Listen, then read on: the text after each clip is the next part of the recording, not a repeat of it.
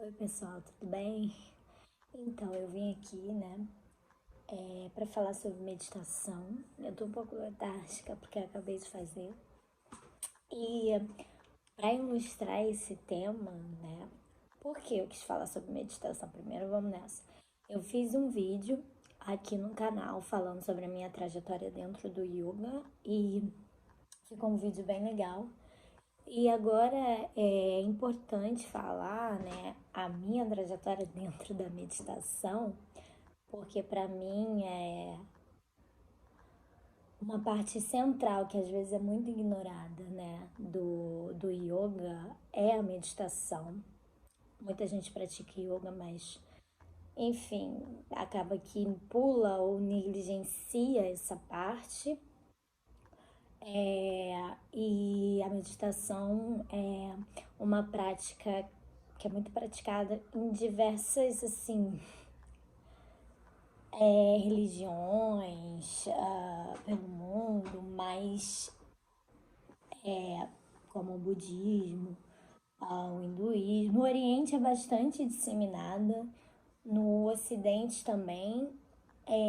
Hoje em dia a gente tem até alguns estudos, né, em torno dos efeitos da meditação no cérebro humano, como Harvard mesmo inventou nessa terminologia de mindfulness para a mesma coisa, para tirar um pouco desse peso, porque quando você fala meditação, carrega toda essa egrégora, essa coisa por trás, né?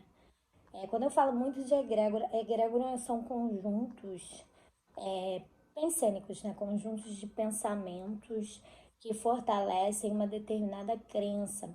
Então, quando você fala de meditação, carrega todo esse peso por trás da espiritualidade, essa coisa um pouco mística, e a ciência, obviamente, ela não gosta, não quer se vincular a esse tipo de coisa. E aí eles inventaram um nome, mas uma coisa muito velha, muito antiga, que ó, desde milênios de anos atrás, já era os sábios da Índia já apontavam sobre os benefícios dessa prática. A meditação, ela é praticada ela é muito praticada no budismo também, porque o budismo acredita na iluminação. Buda é o ser iluminado, Buda está dentro. A gente diz alcançar o estado búdico, alcançar o estado iluminado, né? E no hinduísmo também, enfim, no zoroastrismo, muita coisa, né? Só que assim, eu comecei, vou até trouxe uma carta para ilustrar a meditação, que é o arcano menor, de número 4, 4 de espadas, que fala um pouco do descanso do herói. É uma carta que também pode falar sobre meditação e um pouco do ócio, né? E aí eu queria muito adentrar nessa coisa da meditação e do ócio. Eu tinha um professor que ele sempre falava que as pessoas ignoravam muito a possibilidade, não, mas como é que eu posso dizer? Os benefícios do ócio para o processo criativo, para até mesmo a invenção de diversas coisas, diversas teorias, enfim. E quando a gente fala, por exemplo, na descoberta da gravidade de Newton, existe toda uma historinha que foi inventada de que ele estava embaixo da árvore e a maçã caiu na cabeça dele. E não necessariamente que foi assim, mas essa historinha, ela nos remete à importância do ócio, né? Para o processo, não só o processo criativo, mas também para a observação da natureza, para a compreensão da natureza, para a compreensão de tudo que existe, para a compreensão de nós mesmos. E acaba que a meditação hoje em dia parece que é uma coisa que não se encaixa nos tempos contemporâneos, porque a gente é constantemente excitado mentalmente, estimulado a sempre estar pensando, a sempre estar fazendo alguma coisa, vendo alguma coisa. Enfim, pelas redes sociais, as mídias, a gente guarda muita informação e vê muita coisa na nossa cabeça. Nós temos o celular, nós temos o computador, nós temos a televisão. Então, acaba que para muitas pessoas nem se cogita esse tempo de ócio, vamos colocar assim. E a meditação, ela entra como exatamente a prática desse tempo de ócio que todos nós precisamos.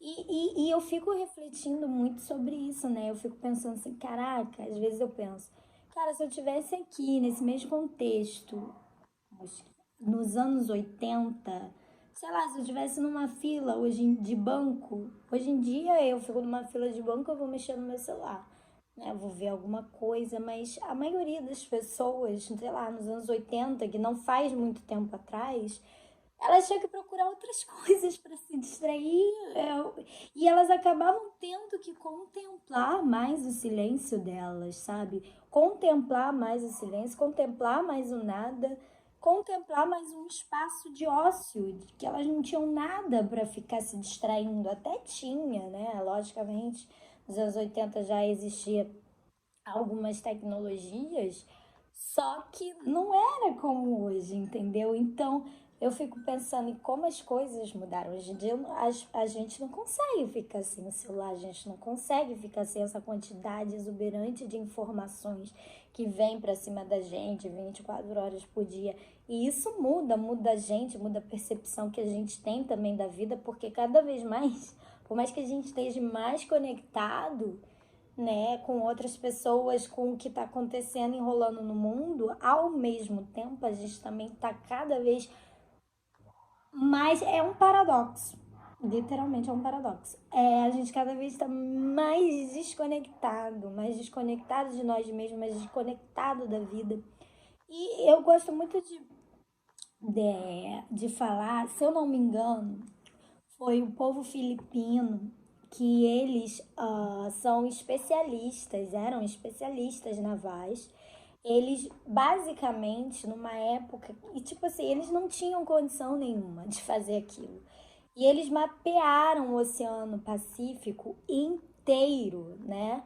Aquela parte lá do Oceano Pacífico apenas com a observação da natureza, porque eles não tinham meios e recursos para poder fazer isso, apenas com a observação da natureza, com a percepção do vento, com a percepção das nuvens, eles mapearam o Oceano Pacífico, isso não é brincadeira. E quando estudiosos foram entrar em contato com esses povos, eles ficaram bastante impressionados de como eles tinham conseguido fazer isso de uma maneira muito fiel com a realidade, né? Então, assim, como eles conseguiram fazer isso? É uma habilidade, né? Lógico, eles têm uma afinidade enorme com o mar, mas também é uma habilidade que todos nós temos capacidade de desenvolver, de conhecer o mundo à nossa volta, se a gente se defrontasse mais com esses espaços de ócio que parece que hoje em dia todo mundo quer fugir, né? Então, quando eu falo de meditação, parece papo de doido, papo de, sei lá, good vibe, sei lá o quê. E não, cara, a meditação basicamente, não tô dizendo que é fácil. Não é. Muitas vezes a meditação não é só você sentar, é um grande erro, né? Por isso que muita gente desiste. Porque não é só você sentar e ficar quieto, quem dera fosse. A meditação ela é um estado, né? Porque senão você pode estar dormindo também, enfim. A meditação, ela é um espaço, ela tem que acontecer, entendeu? Às vezes a gente senta, se prepara e a meditação não acontece. E às vezes a gente senta, se prepara, a meditação acontece. E é uma ilusão acreditar assim, nossa, eu não vou pensar em nada. Ninguém fica sem pensar em nada, porque é impossível você não pensar em nada. Você vai pensar em alguma coisa. Eu costumo até brincar, né? É a mesma coisa de dizer pro cavalo não cavalgar. Porra, a gente foi feito para pensar, a gente não vai pensar, a gente vai pensar, né?